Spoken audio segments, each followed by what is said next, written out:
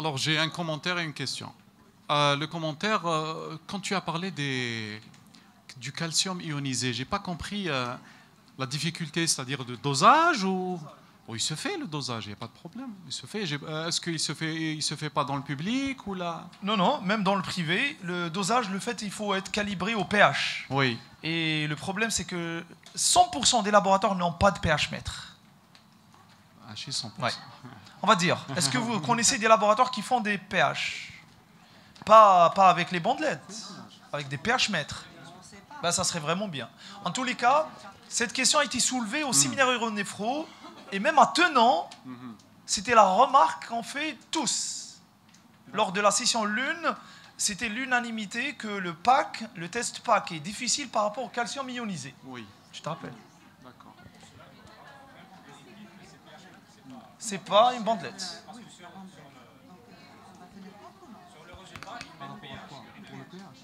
Ça donne une approximation. Après, pour la question? Le commentaire. Le commentaire.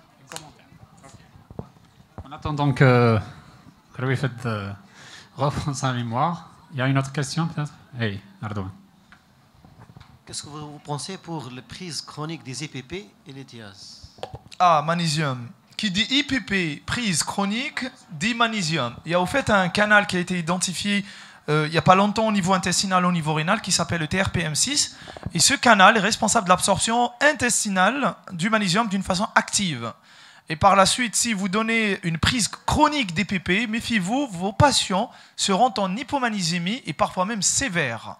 Et d'ailleurs, je ne sais pas si vous lisez dans les bouquins, on dit pas trop hypomagnésémie, mais on dit une déplétion magnésienne, car tout simplement le magnésium extracellulaire ne représente qu'1% du magnésium total du corps humain, et ça ne reflète pas vraiment le taux du magnésium qui existe en intracellulaire.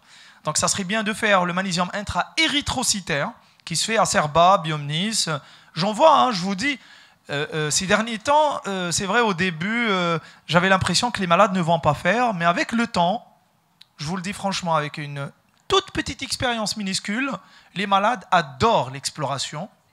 Il faudra juste savoir choisir les mots et piquer là où il faut. Ils vous font ce que vous voulez. Après, pour le prix, ils vont payer, ça c'est clair. Aux EPP au long cours, d'abord revoir l'indication. Est-ce qu'il y a vraiment une indication de le maintenir sous EPP? Rajouter du magnésium. Oui, une alimentation saine, bien équilibrée en magnésium et de temps en temps des prises de magnésium. C'est la seule solution. Oui. Ouais, bon, une dernière question. Okay.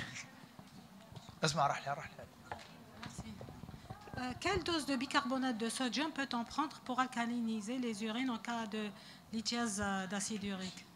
Très très bonne question. En fait, je vais vous montrer.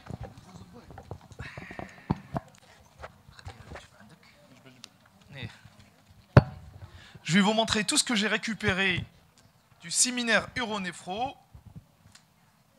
Ce que vous a parlé ce matin. Alors ça, c'est l'ACDIF et l'ACDIF+. Donc après, je peux vous donner faire des photos si ça vous intéresse, avec le prix. Oui. Tout ça, on le ramène de la France. Et mis malade, on ramène le plus normalement du monde. Après, pour votre question, j'arrive à répondre à votre question. Ça, c'est l'Etosolve et l'Ethos, l'équivalent de Desolve et l'Ethos Prevent. Ça, vous en avez. Après, j'ai récupéré ça aussi, c'est très intéressant. Pourquoi c'est intéressant? Parce que ça vous donne les valeurs dont on a parlé tout à l'heure. Et à partir de cette année, les diététiciens en France ont la possibilité, et obligatoire, de prescrire et interpréter un bilan urinaire. Car c'est très simple. On n'a qu'à prendre ce tableau et appliquer ce qui est écrit. Et à partir de cette année, ça a été obtenu au niveau du ministère de la Santé en France. Ça a été dit par Trolonge lors de la réunion. Après, ce que nous avons comme solution pour alcaliniser, dont on a parlé ce matin avec Tostivan, peut-être vous n'avez pas très bien capté. Alors, le Lithos Dissolve et le Lithos Prevent, ça c'est disponible, vous le connaissez. Celui que vous ne connaissez peut-être pas, c'est l'hydrobasique. Hydrobasique, c'est des sachets. Une boîte de 15 sachets coûte 18 €. De goût, pomme, orange. très très délicieux à boire. Parfois, il faudra essayer avant de donner aux patients. J'ai essayé une fois le Monuril, parce qu'on le donne trop, il est quand même délicieux. C'est très grave de faire boire des gens des choses horribles. Non, pas du tout, en fait, c'est bien. Pommes et orange, ça augmente l'apport en eau, parce que ça se dilue un sachet par 1,5 litre, et vous pouvez le prendre au cours de la journée. Très efficace. Quand est-ce qu'on arrive au bicarbonate, si ce n'est qu'après échec de tout ça? C'est-à-dire si vous n'arrivez pas à obtenir un résultat convenable avec le pH, bien sûr, le pH mètre avec 6 solutions très simples, c'est là où vous avez le droit de donner du bicarbonate de sodium. Après, pour la dose, vous allez augmenter crescendo jusqu'à obtenir votre pH souhaité. Oui. Oui, et le problème du bicarbonate de sodium, ça apporte du sodium qui augmente la calciurie. Donc, ça améliore quelque chose. Oui. Et, pardon, moi j'ai une remarque par rapport à la cristallurie.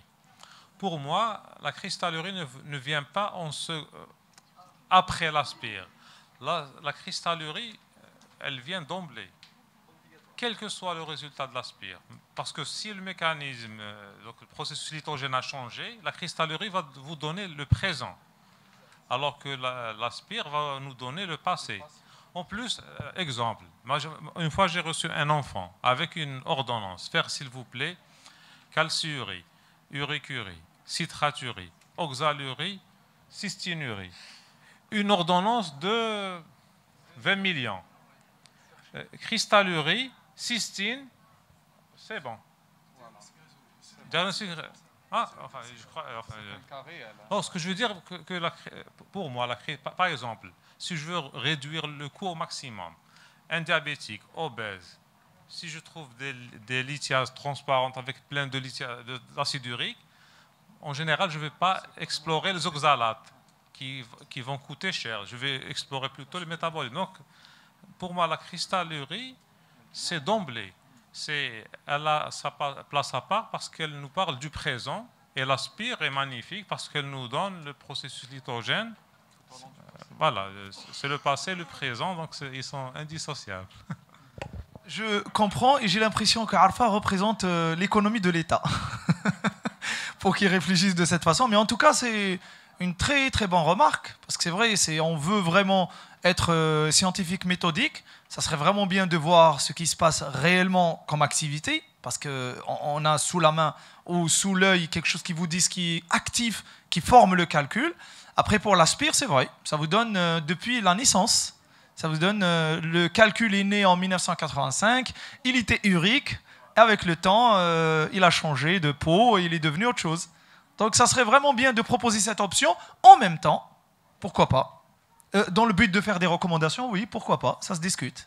Comment explorer encore un malade lithiasique alors que vous avez dit que là, on est au début des maladies de système. Donc on doit revoir notre malade lithiasique et le fouiller encore. Exactement. Oui, c'est une question très très intelligente. Alors maintenant, si on réfléchit à la maladie lithiasique comme une maladie de système, c'est plus comme avant. Avant, on pensait que c'était une maladie du rein. Mais actuellement, ce n'est plus le cas. C'est un carrefour, un grand carrefour où se chevauchent 3-4 pathologies en même temps pour donner au final un calcul qui serait un signe d'alarme. Et ce calcul vous dit qu'il y a quelque chose qui ne va pas. Il faudra le chercher. Alors, vous ne vous étonnez pas si vous allez vous retrouver avec des diabétiques en explorant un calcul, des hypertendus, des hyperuricémies, des gouttes, des maladies qui semblaient à un certain moment maladies plutôt d'autres organes que de calcul. Tout à fait. Tout à fait.